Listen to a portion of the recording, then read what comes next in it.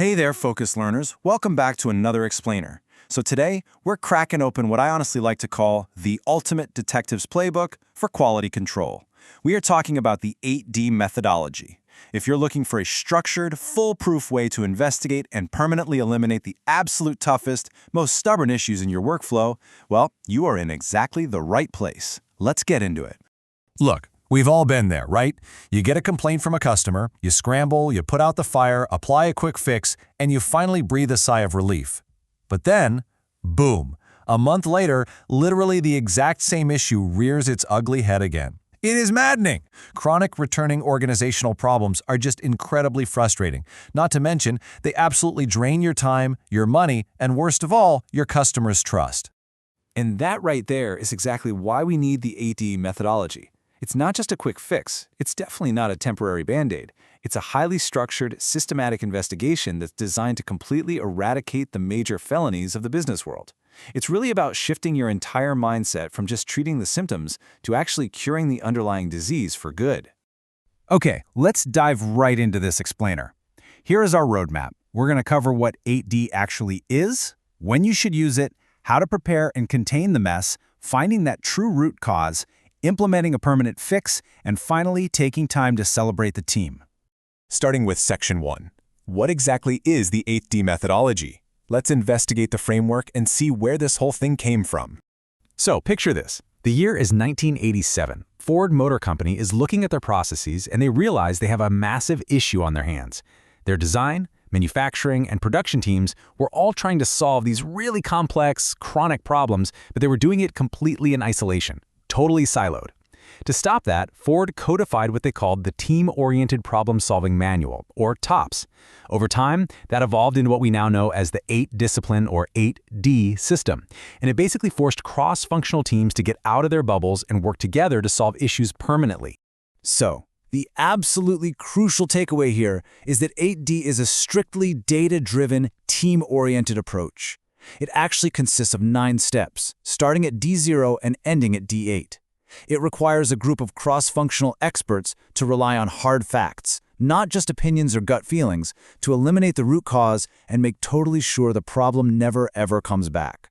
Moving right along to Section 2, when to use 8D, identifying the felonies. Let's establish the specific criteria for when you should actually pull the trigger on this kind of heavy-duty investigation.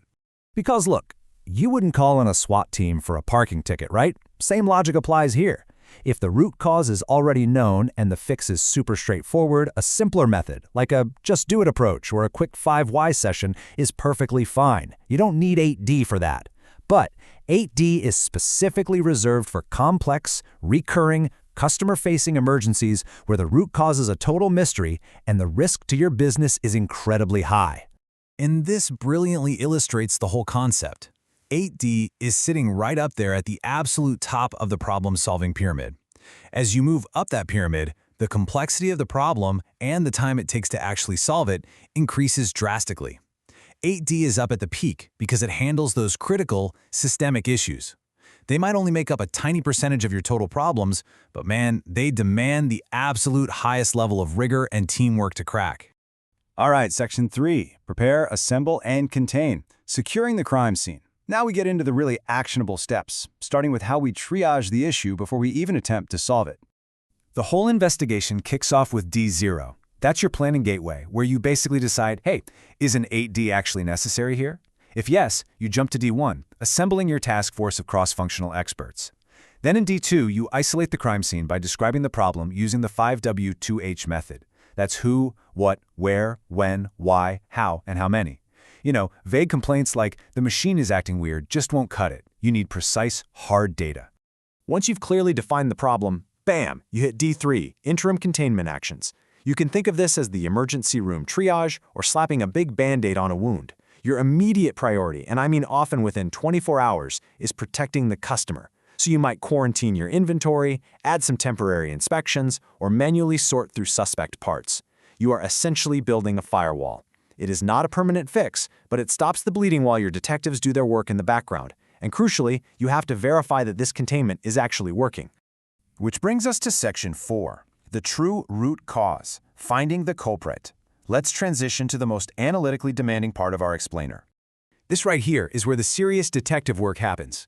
In D4, the team digs deep to find the underlying occurrence root cause. Basically, why did this defect happen in the first place? Once they think they've found it, they move to D5 to choose and verify a permanent corrective action. They aren't just guessing, they actually test their potential solutions in a totally controlled environment to prove, beyond a doubt, that the fix eliminates the root cause without accidentally creating a bunch of brand new problems. Now, what's really interesting about this step, and it's a bit of a plot twist, is this concept of the escape point. Ford introduced this in a later revision called Global 8D. A rigorous 8D doesn't just ask what went wrong with the part itself, it asks why the system's security let it slip by in the first place.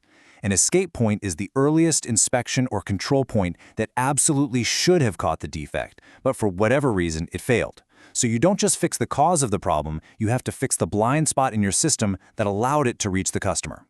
To nail down both the root cause and that tricky escape point, teams use some pretty powerful forensic tools. Things like the 5 whys or an Ishikawa fishbone diagram to really map out all the potential causes. They also use is-not analysis to narrow the scope of the investigation. The ultimate goal here? To verify the root cause with absolute certainty. Honestly, if you can't turn the defect on and off like a light switch by introducing and removing your suspected cause, well, you haven't found it yet. Section 5. Implement, validate, and prevent. The cure and lifestyle changes. Now we move into the phase where the mystery is finally solved, and we start making permanent changes to the organization. So in D6, we actually roll out the verified solution and finally rip off that temporary Band-Aid we placed back in step D3. But we don't just pat ourselves on the back and walk away. We have to validate it using actual production data over time to ensure it is really working. Then we arrive at D7, preventing recurrence. This is where you update your standard operating procedures, you tweak the training, and you make totally sure this exact crime can never, ever happen again. D7 is honestly the true superpower of the entire 8D methodology. You're updating the heavy hitters, critical documents like your failure mode and effects analysis, revising your control plans, and changing your design standards. You also look to deploy these lessons horizontally, meaning if this disaster happened on production line A, could it also happen on line B? You are actively transforming a reactive fix into a proactive, system-wide immunity against similar future defects. That is how organizations actually evolve and get better. And finally, Section 6, celebrate the team, closing the case. This brings us to the last and often incredibly overlooked step of our methodology.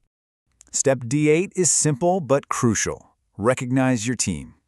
Look, 8D investigations are a massive amount of hard work. They demand significant time and really deep analytical thinking from people who, let's be honest, usually have other full-time jobs to do. Formally acknowledging this cross-functional effort is just vital. It builds a culture where employees actually feel valued and, more importantly, they want to step up and participate in future problem-solving initiatives, rather than viewing them as some kind of punishment. So, to sum it all up, the absolute core value of everything we've unpacked in this explainer comes down to this. True quality management isn't about slapping together quick fixes or fighting the exact same fires week after week. It is about permanently closing loopholes. The 8D process forces an organization to hit the brakes, look at the hard data, identify the true root cause, and fix the actual system itself. So I'm going to leave you with a question to chew on. What recurring headache in your own organization is just sitting there, waiting to be cracked wide open by an 8D investigation? Think about that one issue you just can't seem to shake.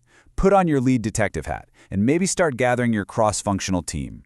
Thanks so much for joining me on this explainer, Focused Learners. Keep solving those problems, and I'll catch you next time.